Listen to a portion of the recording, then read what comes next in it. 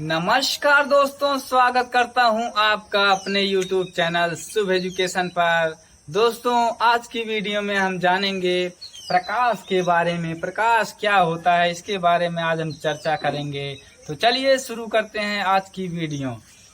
प्रकाश जैसे मान लीजिए आप किसी भी, जब आप दिन के समय आपको वस्तुएं तो दिखाई देती हैं, लेकिन जैसे ही रात होता है, रात के समय आपको वस्तुएं नहीं दिखाई देती हैं।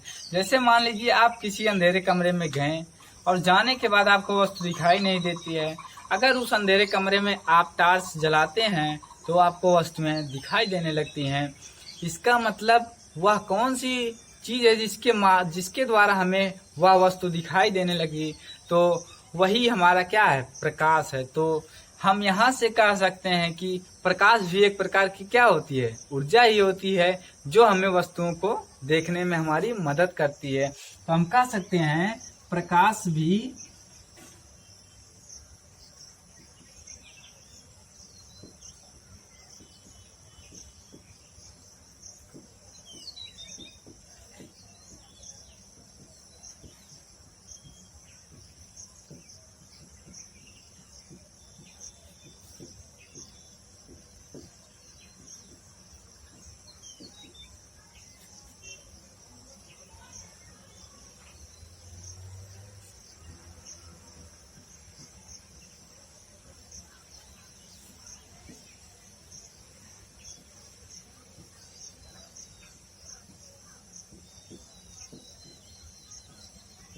तो यहाँ से हम कह सकते हैं प्रकाश क्या है, एक प्रकार की ऊर्जा है जो हमें वस्तुओं को देखने में हमारी मदद करती है। अब बात आती है कि किसी वस्तु को देखने के लिए हमें क्या क्या जरूरत होती है, किस चीज की आवश्यकता होती है।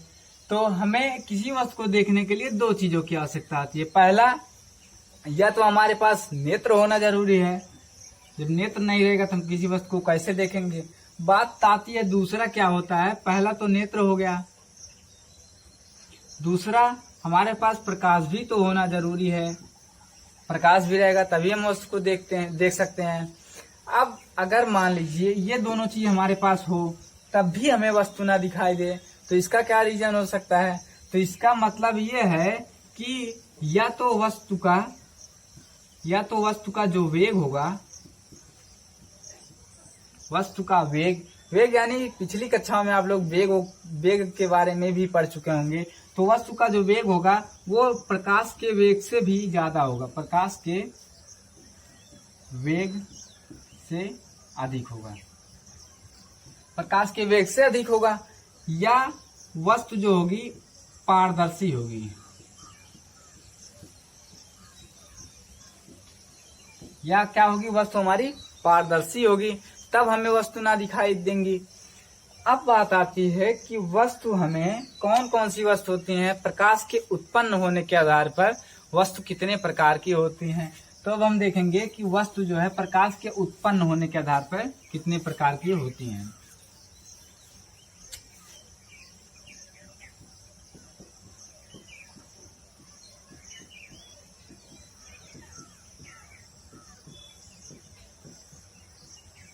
प्रकाश के उत्पन्न होने के आधार पर वस्तु दो प्रकार की होती हैं। पहला दीप्त वस्तुएं, दूसरा अदीप्त वस्तुएं।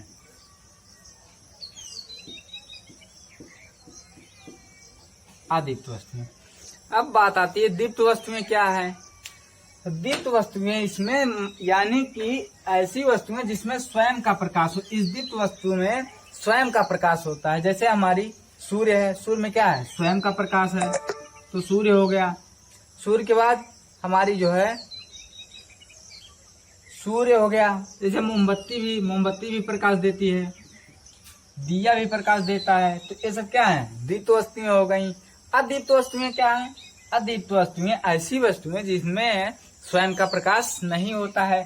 तो जैसे मान लीजिए किताब है, किताब में स्वयं का प्रकाश नहीं है।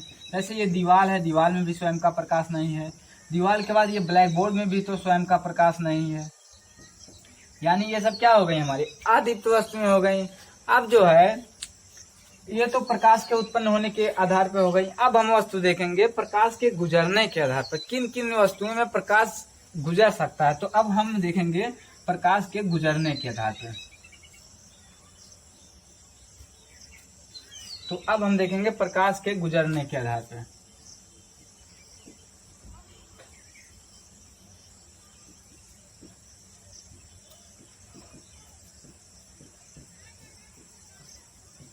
प्रकाश के गुजरने के आधार पर वस्तुएं 3 प्रकार की होती हैं। कौन कौन सी होती हैं? पहला है इसमें पारदर्शी वस्तु, दूसरा है अपारदर्शी,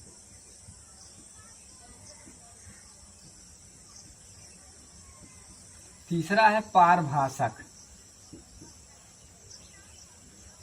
अब बात करते हैं पारदर्शी वस्तुएं क्या होती हैं। पारदर्शी यानी पार, जिनके आर पार प्रकाश क्या हो जा सके। तो ऐसी वस्तुएं जिनके आर पार हमारा क्या हो प्रकाश जा सके, उन्हें हम पारदर्शी वस्तुएं कहते हैं। जैसे पारदर्शी वस्तुएं में जैसे हमारा शीशा हो गया, शीशा में प्रकाश क्या है आर पार जा सकता है। कांच हो गया, कांच के आर पार प्रकाश जा सकता है। जैसे कोई झिल्ली हो गई, झिल्ली में भी प्रकाश आर पार जा सकता है। तो ये क्या हो गई हमारी पारदर्शी वस्तुएं हो गई। अपारदर्शी वस्तुएं क्या होती हैं? अपारदर्शी वस्तुएं यानी ऐसी वस्तुएं जिनमें प्रकाश आर पार न जा सके, उन्हें हम अपारदर्शी वस्तुएं कहते हैं। तो अपारदर्शी वस्तुएं क्या होती है? जैसे किताब हो गया, कॉपी हो गया, दीवार हमारा है, ये ब्लैक बोर्ड भी हो गया। ये सब क्या है? अपारदर्शी वस्तुएं हैं। अब बात करते हैं पारभासक वस्तुएं कौन सी होती हैं। तो ऐसी वस्तुएं जिनमें अल्प प्रकाश जा सके, यानी थोड़ा थोड़ा प्रकाश क्या है जा सके, उसको हम क्या कहते हैं? पारभासक कहते हैं। जैसे घिसा हुआ शीशा होता है हमारा,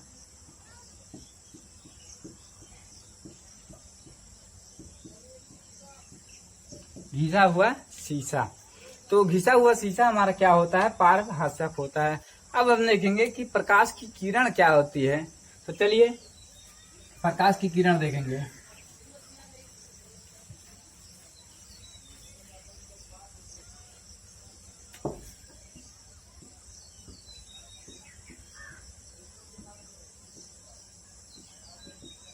प्रकाश की किरण यानी जैसे कोई मान लीजिए पारदर्शी माध्यम है, पारदर्शी माध्यम हम कह सकते हैं किसी भी पारदर्शी माध्यम में एक बिंदु से दूसरे बिंदु तक, एक बिंदु से दूसरे बिंदु तक प्रकाश क्या है? सीधी रेखा में जाती है। तो इसी को हम प्रकाश की किरण कहते हैं। यानी एक बिंदु से दूसरी बिंदु तक जो किरणें सीधी रेखा में जाती हैं उन्हें हम क्या कहते हैं? प्रकाश की किरण। तो ये क्या है? मान लीजिए ए बिंदु है, ये बी बिंदु है। ए से बी बिंदु तक जो प्रकाश हमारी सीधी रेखा में जाती है उसी को हम कहते हैं प्रकाश की किरण। ये हो गई प्रकाश की किरण। अब किरण पुंज क्या होता है? किरण पुंज यानी इस प्रकाश की किरणों के जो समूह होता है उसको हम किरण पुंज कहते हैं। तो हम कह सकते हैं किरणों के समूह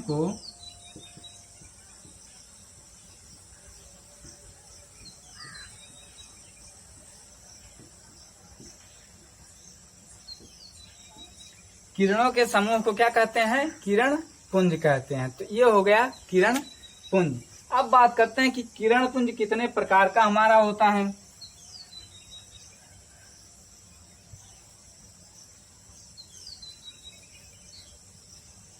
किरण पुंज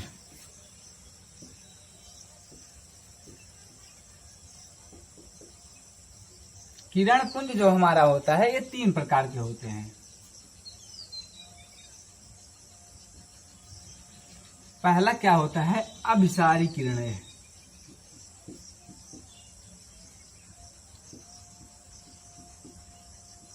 दूसरा होता है अपसारी किरणें। तीसरा होता है समांतर किरणें। चलिए अब जानते हैं कि अभिसारी किरणें कौन सी होती हैं। अभिसारी किरणें यानी ऐसी किरणें जो हमारी किसी बिंदु से, ये जैसे किसी बिंदु पर हमारी ये किरणें आती हुई प्रतीत होती हैं। जैसे किसी बिंदु पर यहाँ से जैसे ये किरणें आई, यहाँ से ये किरणें, यहाँ से ये किरणें, यहाँ से ये किरणें, ये सब किरणें जैसे किसी बिंदु पर, मान लीजिए ये बिंदु है, किसी बिंदु पर आती हुई प्रतीत होती हैं तो उसे हम अभिसारी किरणें कहते हैं। जैसे अभिसारी किरणें की परिभाषा हम कर सकते हैं कि ऐसी किरणें जो किसी बिंदु पर आकर मिलती हुई प्रतीत होती हैं उसको हम अभिसारी किरणें कहते हैं। अपसारी क्या होती हैं? ऐसी किरणें जो किसी बिंदु से निकलती हुई प्रतीत होती हैं। ये किरणें मान लीजिए यहाँ से निकल रही हैं, इसमें क्या था, किसी बिंदु पर आकर मिल रही थी, इसमें किसी बिंदु से निकल रही है, ये मान लीजिए इसी बिंदु से निकल रही हैं। तो ऐसी किरणें जो किसी बिंदु से हमारी मिलती हुई प्रतीत होती हैं तो उसको हम क्या कहते हैं? अपसारी किरणें। अब बात करते हैं समांतर किरणें क्या होती हैं। ऐसी किरणें जो एक दूसरे के समांतर जाती हैं उन्हें हम समांतर किरणें कहते हैं। तो ये सब क्या हो गई? समांतर किरणें हैं हमारी, इनके बीच की दूरी डिस्टेंस हमेशा बराबर होता है। तो ये हो गई हमारी समांतर किरणें और किरण पुंज। अब हम बात करेंगे इसके आगे कि गोली दर्पण क्या होता है हमारा। गोली दर्पण कितने प्रकार। अब हम देखें, गोली दर्पण जानने से पहले हम जान ले कि प्रकाश के गुण क्या होते हैं, यानी क्वालिटी प्रकाश की क्या होती है। तो पहला क्वालिटी क्या होती है, प्रकाश हमारा निर्वात में भी चल सकता है, यानी प्रकाश क्या है, निर्वात में भी चल सकता है। अब प्रकाश जो है विद्युत तरंगों के रूप में भी चलता है। प्रकाश हमारा क्या है, विद्युत तरंगों के रूप में चल सकता है। उसके बाद प्रकाश का जो वेग होता है हमारा 3×10⁸ मीटर पर सेकेंड होता है प्रकाश का हमारा वेग। अगर इस वेग से ज्यादा होगा किसी वस्तु का वेग तो वस्तु हमें दिखाई नहीं देगी। अब बात करते हैं चौथी जो प्रॉपर्टी है इसकी। प्रकाश जो है एक माध्यम में जब दूसरे माध्यम में प्रवेश करता है तो अपने मार्ग से विचलित हो जाता है। जैसे मान लीजिए ये एक हमारा माध्यम है, जब प्रकाश इस माध्यम से इस माध्यम में प्रवेश करेगा तो ये इसको ऐसे जाना चाहिए, लेकिन ये अपने मार्ग से विचलित होकर ऐसे जाएगा। तो यही है, प्रकाश जब एक माध्यम से दूसरे माध्यम में प्रवेश करता है तो अपने मार्ग से क्या होता है, विचलित हो जाता है। उसके बाद जैसे मान लीजिए प्रकाश जो है, ये प्रकाश जो है कोई तल है, प्रकाश जब आता है तो किसी तल से, ठोस तल से टकरा कर जब वापस लौट जाता है, जैसे यहाँ प्रकाश आया तो यहाँ से टकरा कर प्रकाश क्या हो गया, वापस लौट गया। इसी घटना को हम कहते हैं प्रकाश का परावर्तन। तो यही हमारा क्या है, प्रकाश का परावर्तन। यानी प्रकाश जो है किसी ठोस अथवा चिकने तल से टकरा कर जब वापस लौट जाता है तो इसी घटना को हम प्रकाश का परावर्तन कहते हैं। अब बात आती है कि प्रकाश सदैव हमारी क्या होती है, सीधी रेखा में गति करती है। यानी प्रकाश हमेशा ऐसे सीधी रेखा में गति करती है, चाहे जिस माध्यम में जाए वो हमेशा सीधी रेखा में गति करती है प्रकाश हमारा। अब बात करते हैं कि किसी वस्तु को देखने के लिए हमारी जो दृष्टि प्रकाश होती है, वो दृष्टि प्रकाश का जो तरंग दैर्घ्य होता है वो हमारा 3900 एंगस्ट्रॉम से लेकर 7800 एंगस्ट्रॉम होता है। किसी वस्तु को जो दृष्टि प्रकाश के लिए हमारा जो तरंग दैर्घ्य होना चाहिए वो हमारा 3900 एंगस्ट्रॉम से लेकर 7800 एंगस्ट्रॉम के बीच में होती है।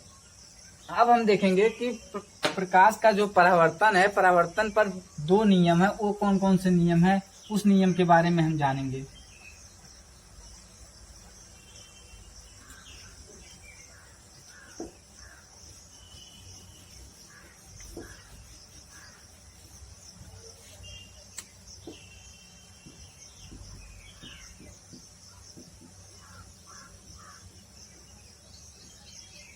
प्रकाश का परावर्तन।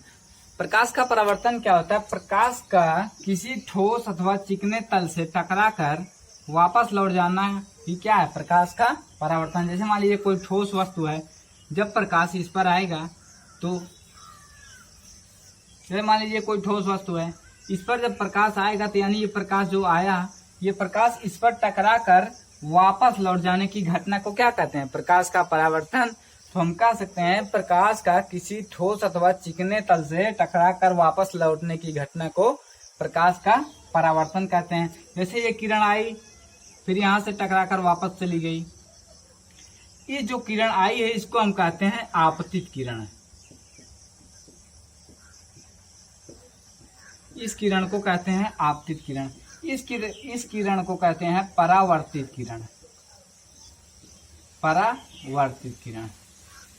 और ये जो होता है तल, इसको कहते हैं परावर्तक तल, परावर्तक तल। अगर हम इस पर एक लंब डाल दें यहां से तो इसको कहते हैं अभिलंब। क्या कहते हैं, अभिलंब।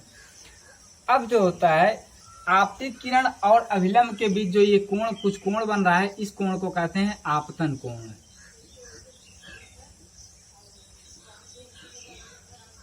आपतन कोण। और परावर्तित किरण और अभिलंब के बीच ये जो एंगल, ये एंगल बन रहा है, इसको कहते हैं परावर्तन कोण।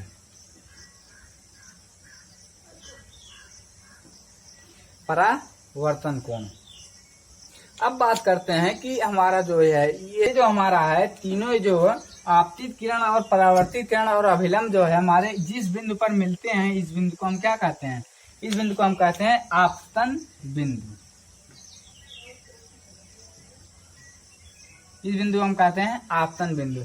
अब बात करते हैं कि इसके दो नियम होते हैं। पहला क्या नियम है? पहला नियम है कि आपतित किरण, अपवर्तित किरण, अभिलंब परावर्तक तल के एक ही बिंदु पर मिलते हैं, जिसे हम आपतन बिंदु कहते हैं। तो हम कह सकते हैं कि आपतित किरण और, तो यहाँ से हम कह सकते हैं कि आपतित किरण, अपवर्तित किरण और आपतन जो है, ये आपतित किरण, परावर्तित किरण जो परावर्तक तल है, इसके एक बिंदु पर मिलते हैं, जिसे आपतन बिंदु कहते हैं। और जो ये हमारा एंगल है, ये आपतन कोण, ये परावर्तन कोण के बराबर है। अगर मान लीजिए ये हमारा 60 डिग्री होगा, तो ये भी हमारा कितना होगा? 60 डिग्री।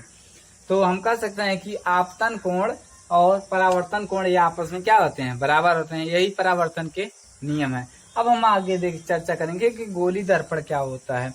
गोली दर्पण यानी गोली दर्पण के लिए हम, तो अब बात करते हैं कि गोली दर्पण क्या होता है। गोली दर्पण यानी ऐसा कोई पारदर्शी खोखला गोला हो, यानी जैसे एक पारदर्शी खोखले गोले को, ये मान लीजिए कोई पारदर्शी खोखला गोला है, इस गोले को अगर हम दो बराबर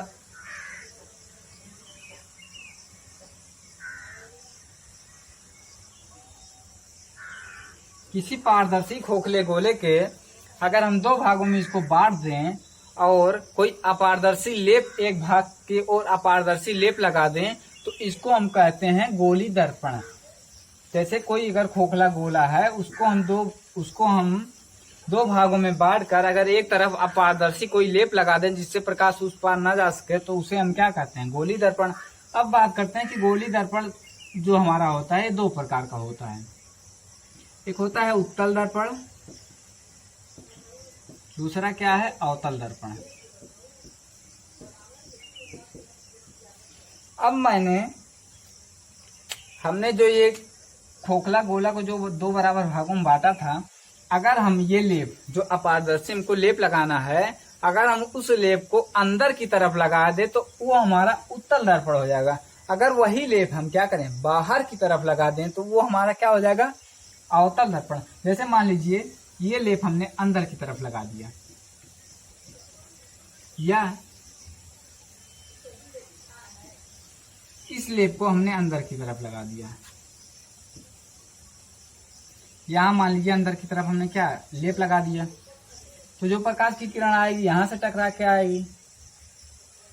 अब अवतल दर्पण के लिए हम क्या करेंगे? जो ये हमारा लेप है, इसको हम बाहर की तरफ लगाएंगे। बाहर की तरफ हम क्या लेप लगा देंगे पारदर्शी, तो इसे हम अवतल दर्पण कहेंगे। तो उत्तल दर्पण के लिए हम कह सकते हैं कि ऐसा दर्पण जिससे प्रकाश की किरणें उभरे माध्यम से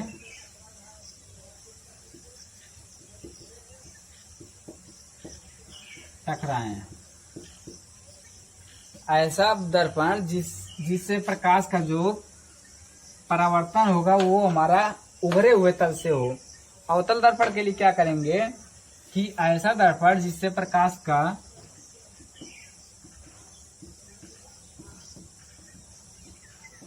यानी इसमें हम कह सकते हैं कि ऐसा गोली दर्पण जिसमें उभरे हुए तल पर क्या हो? अपारदर्शी लेप लगा हो। इसमें क्या था?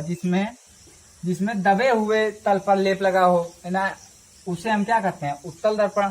तो यहाँ क्या उभरे हुए तल पर लेप लगा है, तो उसे हम कह सकते हैं ऐसा दर्पण जिसमें उभरे हुए तल पर अपारदर्शी लेप लगाओ, लगा हो। और इसमें क्या है, दबे हुए तल पर लगा है, दबे हुए तल पर अपारदर्शी लेप।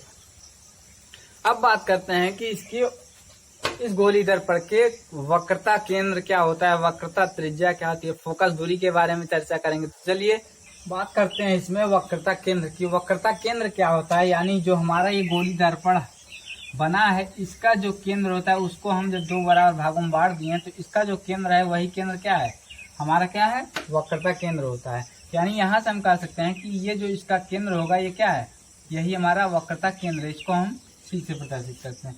तो ये हमारा वक्रता केंद्र हो गया। ध्रुव किसे कहते हैं, कि ये जो हमारा गोली दर्पण है, ये गोली दर्पण इसका जो ये मध्य बिंदु है इसी को हम ध्रुव कहते हैं। ध्रुव को हम पी से डिनोट करते हैं, तो इसे हम ध्रुव कहते हैं। ध्रुव के बाद बात करते हैं हम अक्ष की। अक्ष क्या है, जो वक्रता केंद्र है इसका, वक्रता केंद्र से जो दर्पण पर जो भी किरणें ऐसे जाएंगी, जैसे मान लीजिए ये हमारा दर्पण है, इस दर्पण पे इसका जो ये वक्रता केंद्र है, इस वक्रता केंद्र से जितनी भी किरणें इस पर जाएंगी उस किरणों को हम कहते हैं अक्ष। यही हमारी क्या है, अक्ष। अब बात करते हैं मुख्य अक्ष क्या है। मुख्य अक्ष जो है ऐसी रेखा जो वक्रता केंद्र से होकर जाए, यानी ये हमारा क्या है, वक्रता केंद्र। तो ऐसी रेखा जो वक्रता केंद्र से होकर जाती है उसको हम क्या कहते हैं, मुख्य अक्ष। तो वक्रता केंद्र से होकर यही जाएगी, वक्रता केंद्र और पी से, तो ये हमारा क्या हो गई, मुख्य अक्ष हो गई। तो अब बात करते हैं कि फोकस क्या होता है। फोकस वो होता है, जैसे ये कोई दर्पण हमारी हो गई, अब ये हमारा मुख्य अक्ष हो गया, ये हमारी पी हो गई। मुख्य अक्ष के समांतर जो भी ऐसे किरणें जाती हैं यहाँ पर, वो जब इस दर्पण से परावर्तित होंगी तो ये मुख्य अक्ष को जिस बिंदु पर काटती हैं यही क्या होता है, हमारी फोकस होता है। तो इसे हम क्या कहते हैं, फोकस कहते हैं। तो ये हमारे हो गई फोकस। अब हम बात करते हैं कि फोकस दूरी क्या है। तो इस फोकस से, जैसे ये हमारा क्या हो गया, दर्पण हो गया, ये हमारा दर्पण हो गया, इसका मध्य बिंदु क्या है, पी है, ये हमारा मुख्य अक्ष हो गया, ये हमारा वक्रता केंद्र हो गया। तो वक्रता केंद्र से यह हम कह सकते हैं ये हमारा फोकस है इसमें। तो फोकस से ध्रुव के बीच की जो ये दूरी होती है इसी को हम क्या कहते हैं, फोकस दूरी। यही हमारा क्या है, फोकस दूरी। ये पूरा मुख्य अक्ष है, मुख्य अक्ष पे ये हमारा फोकस है, फोकस से ये जो दूरी है यही हमारी क्या है, फोकस दूरी। अगर हम फोकस दूरी पे कोई लंब डालें तो ये हमारी इस लंब को क्या कहते हैं, फोकस तल। तो हम इसको क्या कहते हैं, फोकस, है ना, फोकस तल। तो उसको हम क्या कहते हैं, फोकस तल। यदि हम मुख्य अक्ष पर या फोकस पर अगर हम एक ऊर्ध्वाधर लंब डालें तो उसे हम क्या कहते हैं, फोकस तल। तो ये हमारा हो गया फोकस तल, और हमने फोकस दूरी जान लिया, फोकस दूरी, ये हो गया फोकस तल। अब हम देखेंगे कि किरण कितने प्रकार की होती हैं, किरण कौन कौन सी, किस प्रकार किरणें हमारी। किरणें जानने से पहले हम जान ले कि प्रतिबिंब क्या होता है। प्रतिबिंब जो होता है हमारा, जैसे प्रतिबिंब क्या होता है, यानी किसी वस्तु का किसी बिंदु से जाने वाली समस्त किरणें परावर्तन के पश्चात जिस बिंदु पर मिलती हैं उसी बिंदु पर उस वस्तु का हमारा प्रतिबिंब बन जाता है। जैसे मान लीजिए ये हमारा क्या है, दर्पण है। इस दर्पण में मान लीजिए क्या है, मुख्य अक्ष है, ये क्या है, मुख्य अक्ष है। मान लीजिए यहाँ पर कोई ए बी वस्तु है, ए बी वस्तु है। जब ए बी वस्तु से जब किरणें जाएंगी, एक किरणें परावर्तन, मान लीजिए फोकस है तो ये समांतर जाएंगी तो फोकस से आएंगी, तो ये क्या है, फोकस से आएंगी। अब किरणें मान लीजिए दूसरी किरण जाएगी इसके समांतर, तो ये भी फोकस से आएगी। तो इसी फोकस पर क्या होगा, इस वस्तु का प्रतिबिंब बन जाएगा। तो इसी फोकस पर इस वस्तु का प्रतिबिंब बन जाएगा, तो यहाँ पर प्रतिबिंब हमारा बन जाएगा। या कोई किरण मान लीजिए अनंत से आ रही है, कोई किरण हमारा अनंत से आएंगी, जब दर्पण पर मान लीजिए अनंत पर कोई वस्तु यहाँ ये भी है, तो ये जब किरणें आएंगी यहाँ से, तो ये परावर्तन के पश्चात यहाँ जिस बिंदु पर काटेंगी वहीं से इस बिंदु का प्रतिबिंब बन जाएगा। तो इसे ही हम क्या कहते हैं, प्रतिबिंब बनता है हमारा। अब प्रतिबिंब बनने के लिए कितने किरणों की जरूरत होती है? प्रतिबिंब बनने के लिए हमारे 3 किरणों की जरूरत होती है। प्रतिबिंब बनने के लिए हमारे 3 किरणों की जरूरत होती है। पहला क्या होता है कि जो किरणें हमारी मुख्य अक्ष के समांतर होती हैं एक किरणें, दूसरी क्या होती हैं, जैसी एक किरण हमारी क्या है, मुख्य अक्ष के समांतर जाने वाली किरण। मुख्य अक्ष के समांतर जो किरणें जाती हैं वो परावर्तन के पश्चात हमारा क्या है, फोकस से वापस आ जाती हैं। जैसे मान लीजिए मुख्य अक्ष है हमारा, ये क्या है, फोकस है। जब इसके समांतर कोई किरण जाएगी तो इसके समांतर जो किरण जाएगी वो हमारी क्या होगी, फोकस से वापस चली जाती है। तो मुख्य अक्ष के समांतर जो किरणें हमारी जाती हैं वो क्या है, फोकस से वापस होकर चली जाती हैं। तो ये हो गई मुख्य अक्ष के समांतर की जाने वाली किरणें। अब जो है फोकस जो किरणें जाती हैं, जैसे मान लीजिए ये किरणें हमारी फोकस से जा रही हैं, ये हमारा मुख्य, हमारी ये क्या है, फोकस।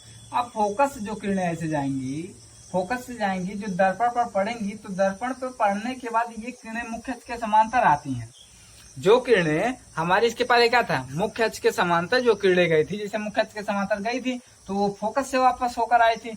अब क्या है, हमारी जो किरणें, ये किरणें हमारी फोकस से होकर जाएंगी तो वो मुख्य अक्ष के समांतर आएंगी। जो किरणें हमारी फोकस से होकर जाएंगी वो हमारे मुख्य अक्ष के समांतर आएंगी। अब इसके बाद जो है वक्रता केंद्र से जाने वाली एक किरण होती है। वक्रता केंद्र से जो किरणें जाती हैं वो वक्रता केंद्र से ही वापस आ जाती हैं।